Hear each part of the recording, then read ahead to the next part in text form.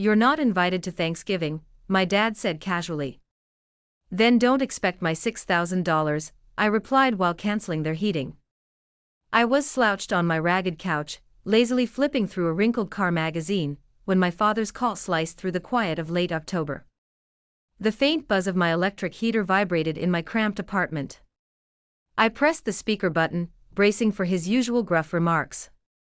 Perhaps the garage door was jammed again, or Mom's most recent baking disaster had clogged the drain. But his words crashed into me like a brick through glass. "Barbara, you're not coming to Thanksgiving this year," he stated, casual and blunt, as if canceling an ordinary appointment. "It's better this way. Keeps your sister content." The magazine slid from my grasp, pages scattering across the faded cushions as his statement sank in, slow and bitter. "What?" I asked, my voice rough, dragging out like corroded metal scraping together. He let out that long exasperated sigh he always used to sidestep arguments. "Janice has been tense lately. You know how she is. She doesn't want any stress. And neither do we. It's just easier if you sit this one out." I swung my legs off the couch, my boots hitting the scratched wooden floor with a hollow thump, my gaze locking onto the coffee table, its chipped edge catching the dim glow of a flickering second-hand lamp. "Sit this one out," I repeated, the words settling in my lungs like ash. "You're telling me I'm being excluded from our family's Thanksgiving because Janice is feeling overwhelmed?" His tone remained steady, cold, and final. "Don't blow this out of proportion, Barbara. It's just one day. You'll be fine." A sharp heat twisted up my spine, my fingers gripping the rough wood of the table. "One day?" I echoed, my voice sharpening like a blade against stone. "And the $6,000 I've been spending to keep your house warm all year. That means nothing too, does it?" Silence stretched between us, the phone line crackling faintly before he finally muttered, "Let's not make this about that. You offered to help." I let out a harsh, jagged laugh that slashed through the peeling walls, slicing the silence. "Offered?" I stood up, the floor creaking beneath me. "I've been covering your heating bill for 2 years, $6,000 just this year, because you and Mom couldn't handle the cost after Janice's disaster drained you dry. But sure, I begged to do it." He grunted, irritation lacing his voice. "We appreciate it, Barbara, but this isn't about money. It's about family. Janice needs this right now. She's in a fragile state." I walked to the window, watching the first flakes of snow scatter against the glass, faint under the glow of street lights blurring through the evening haze. "Fragile," I murmured, letting the words sit cold and heavy like the frost outside. "Janice needs this. Janice always needs, and I'm always the one paying the price." "Not this time, Dad. Enjoy your drama-free dinner."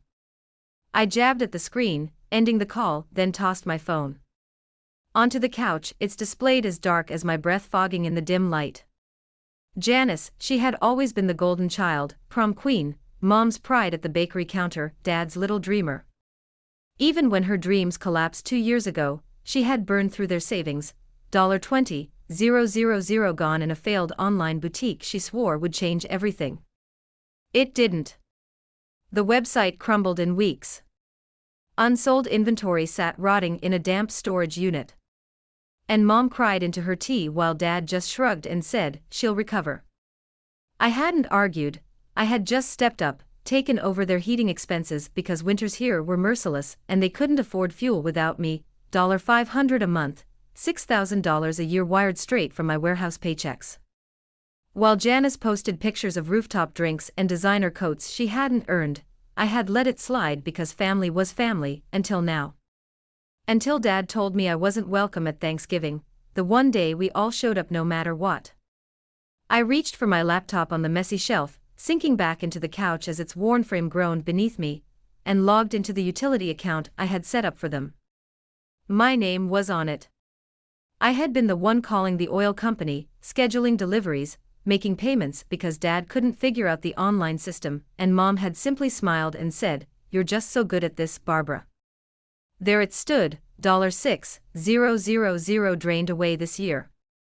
Each penny carved from my extra hours, my aching joints, my pre-dawn shifts spent laboring in the warehouse's bitter chill. I pressed cancel service, my touch as unwavering as the thickening snowfall outside, a silent guarantee of the freezing days ahead. They'd figure it out, call the provider, scramble to fix it, but not before their home turned into an ice block. A notification appeared on the screen: service discontinued effective November 1st, 3 weeks before Thanksgiving. I snapped the laptop shut, a grim grin tugging at the corners of my mouth. Let's see just how fragile Janice feels when the warmth disappears. The following weeks crawled by, snow stacking higher outside my apartment, the frigid air slicing through the thin walls. I kept moving, grinding through warehouse shifts, lugging crates across the loading docks, my gloves rigid with ice as the wind shrieked through the gaps. No calls yet, just the steady rhythm of my own uninterrupted life. One evening, I stopped by the diner with Brian, my old high school buddy turned auto mechanic. The place filled with the chatter of tired voices and the clinking of silverware against plates. He slid into the seat across from me, a steaming basket of fries between us, his grin wide as he grabbed a handful. "You're quiet tonight," he said, smearing ketchup on his fingers. "Something on your mind?" I took a sip of my beer, the bottle cool and slick in my grasp, and let the words spill out: Dad's call, Janice's excuse, my sudden exclusion. "They uninvited me from Thanksgiving," I said, leaning back as the vinyl booth creaked beneath me. "After I covered their heating $6,000 this year, 2 years straight." His eyes widened, ketchup dripping onto the tabletop as he froze mid-bite. "Are you serious? And they just assumed you'd keep paying?" I nodded, plucking a fry from the pile. "Yep, not anymore." I shut it off. "They'll feel it soon." He laughed, a loud rough burst that earned a sharp look from the waitress. "That's cold, Barbara." "Literally." "Love it." I smirked, knocking my bottle against his, the glass ringing clear in the diner's warm buzz. They chose Janice, I chose me. The cozy heat of the diner wrapped around me, a stark contrast to the storm I had set in motion miles away. Something solid and unshakable settled in my chest, a weight I hadn't realized I needed. November 1st arrived, the cutoff date, and I pictured their furnace silencing, the pipes groaning as the chill crept into the walls. Thanksgiving was still weeks away, but the snow had come early, thick and relentless, covering everything in an icy hush. I kept moving. Work. A stop at the hardware store for a shovel and a bag of salt. The cashier nodded toward the frost-covered streets outside. "Big storm on the way," he remarked, dropping my items into a bag. I smirked, imagining their thermostat plummeting, the cold seeping into every corner. That night, I swung by the corner store, picking up a few cans of soup and a fresh loaf of bread, the cashier making small talk while she scanned my groceries. "This one's going to be a rough one," she said, gesturing to the swirling snow outside. I grinned, picturing their house, silent furnace, icy floorboards, winter creeping through every crack. The first message came midweek, just as I was sweeping my floor, dust swirling in the dim light. A text from Mom: "Barbara, the heat's out. Did you pay? It's getting chilly." I ignored it, tipping the dustpan into the trash. My heart beat steady.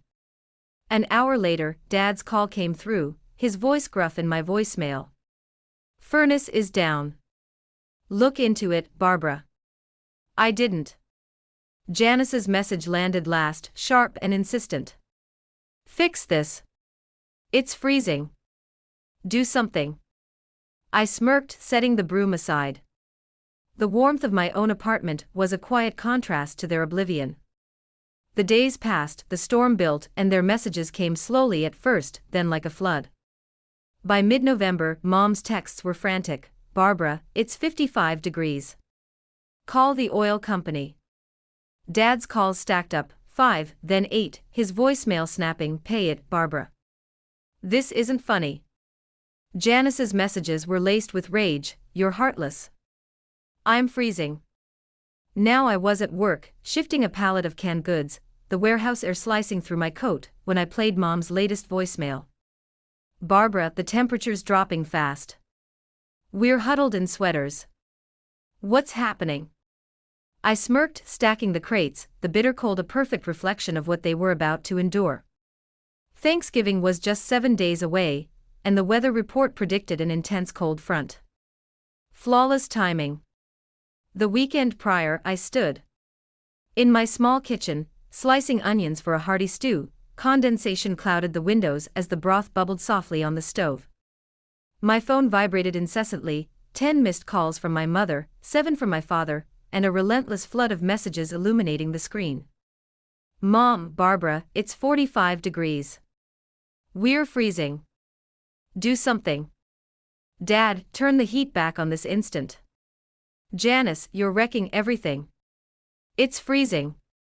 I stirred the pot, the spicy aroma thick in the air, imagining their home, Mom fussing over her lumpy mashed potatoes, Dad running a sharpening stone over his carving knife, Janice sulking in an expensive coat. All of them bundled up against the creeping cold, 45 degrees. Not unbearable yet, but the real chill was still coming. I scooped up a bowl, the warmth soaking into my fingers, and took a seat at my tiny table, letting their desperate messages pile up untouched while I savored my meal in the quiet of my own space. When Thanksgiving morning arrived, a blizzard howled against my windows, thick snow swallowing the street below in a blur of white. I remained indoors, dressed in jeans and a heavy flannel, the rich scent of brewing coffee curling through my apartment. My plans were simple: a modest roasted chicken, mashed potatoes, a can of green beans, no turkey, nothing that would remind me of them. My phone remained a battleground, 15 missed calls from my mother, 12 from my father, messages stacking up like the snow drifts outside. Mom, Barbara, it's 40 degrees. We're bundled up in coats. Please help. Dad, fix this immediately. It's becoming dangerous. Janice, you're heartless. I'm sick because of you. I poured my coffee, inhaling the deep aroma, as the wind shrieked through the city. My mind wandered to their dining room, the well-worn oak table scarred from years of family meals. Mom still fretting over her mashed potatoes, Dad slicing into his usual overcooked turkey, Janice pouting in her designer coat, while the cold wrapped tighter around them, 40 degrees, still manageable but not for long. By midday the storm intensified, the wind rattling my windows. The outside world was buried beneath relentless snowfall. The missed calls surpassed 20. My mother's latest voicemail trembled with urgency. Barbara, it's 35 degrees. Janice is in tears. We're shivering under blankets. Please call someone. I preheated my oven, the rush of heat spilling into the room as I slid the chicken inside. The steam rising from my freshly plated sides was a satisfying contrast to the desperation bleeding through my phone screen. A new message from my father came in, thick with anger. This is ridiculous. Fix it now. Janice, I hate you. This is unbearable. I ate slowly, enjoying the tenderness of the meat, the creamy potatoes, the quiet warmth of my apartment while the storm outside grew more merciless. Around 3 o'clock in the afternoon, another message from my mother arrived, a final frantic plea. It's 32 degrees. We can't feel our fingers, Barbara. I'm begging you.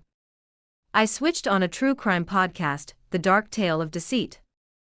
Betrayal droning in the background as their pleas faded into nothing. I leaned back, basking in the peace of my own heated sanctuary. By 6, the doorbell rang, a harsh interruption against the roar of the storm.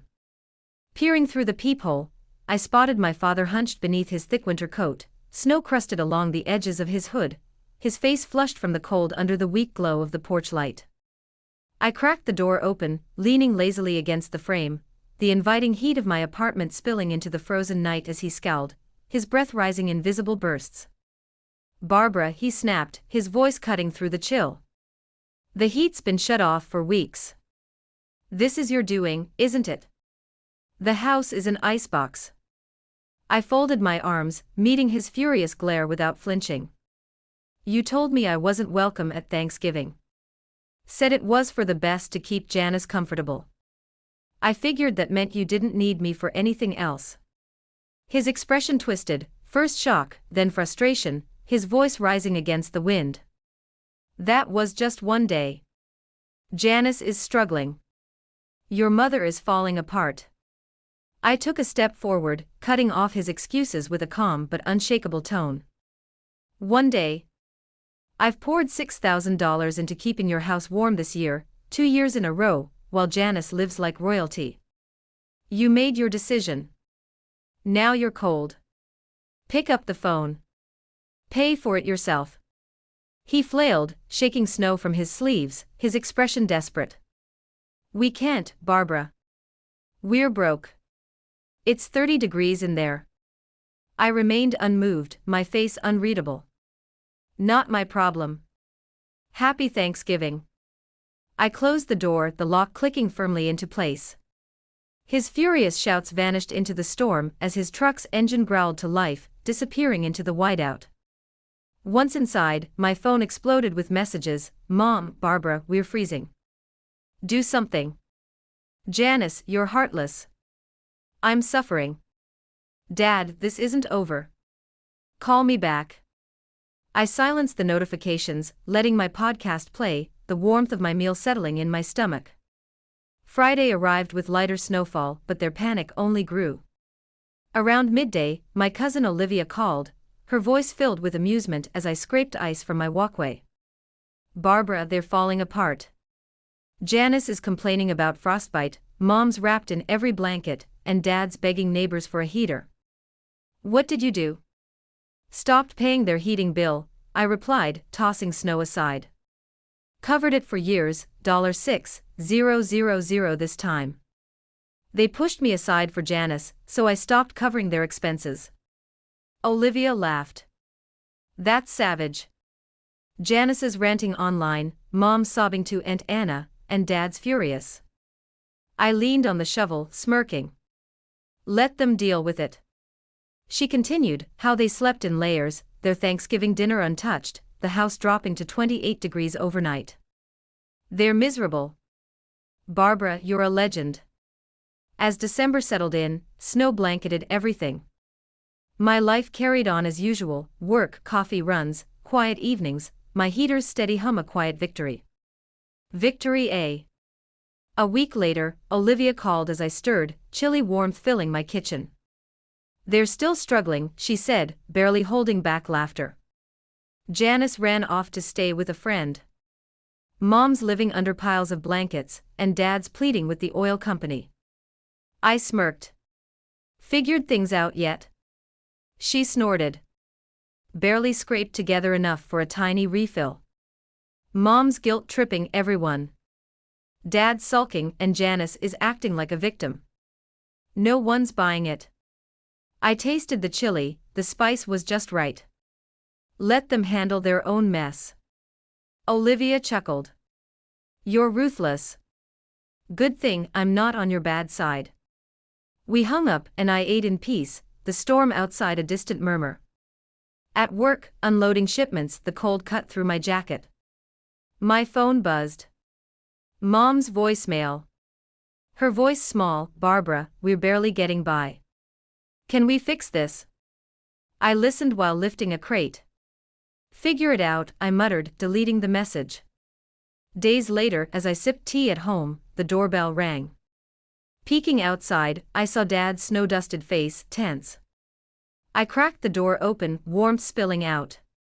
Barbara, he said, voice low, it's been weeks. The house is unbearable. Mom's sick, Janice is gone. I held his gaze, unwavering. You cut me out. Said it kept Janice happy. What's left to discuss? He shifted, jaw clenched. We never thought it'd get this bad.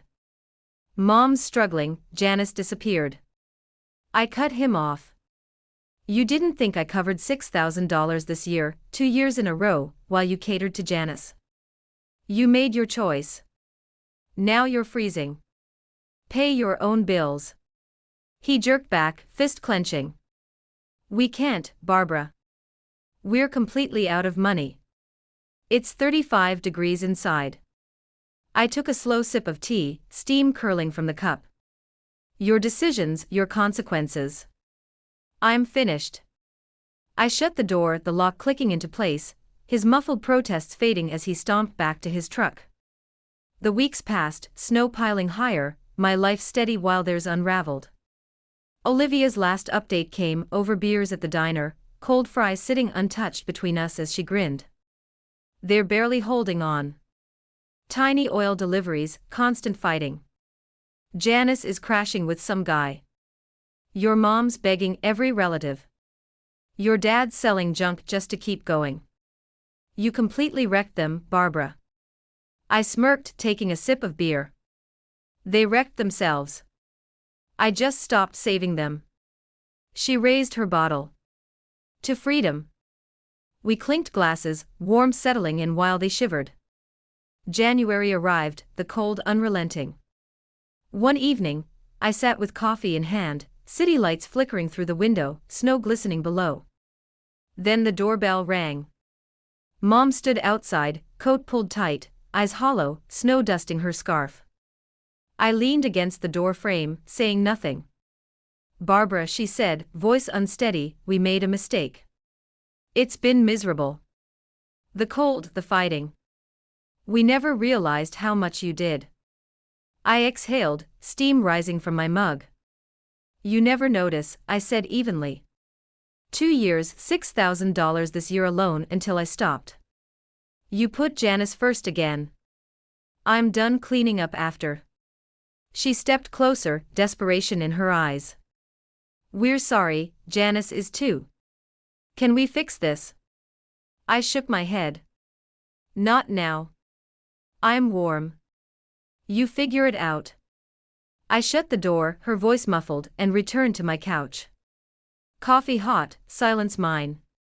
February came, snow heavy, their troubles lingering like a bad odor. Olivia called one afternoon as I painted, the sharp scent filling my apartment.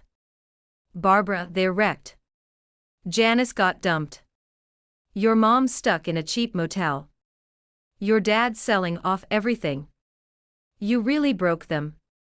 I wiped paint from my fingers, glancing at the fresh white wall. They made their choice, I said. I made mine. Olivia laughed, sharp and wild. They're still begging, but no one's listening. I nodded, watching the paint dry, their downfall nothing but distant noise. March arrived, snow melting, but their desperation clung like damp rot. One morning, I was outside splitting logs for my fire pit, the axe driving into wood with a crisp crack. My phone buzzed. Olivia again, her voice filled with amusement. Barbara, they're done. Janice is couch surfing again. Your mom's pleading for loans. Your dad's running out of things to sell. You completely shattered them. I swung the axe again, the wood breaking clean. They built that world, I said, stacking the pieces. I just stopped heating it. Olivia cackled. I hung up, lit the fire, and watched the flames rise against the fading cold. They could freeze, I'd stay free.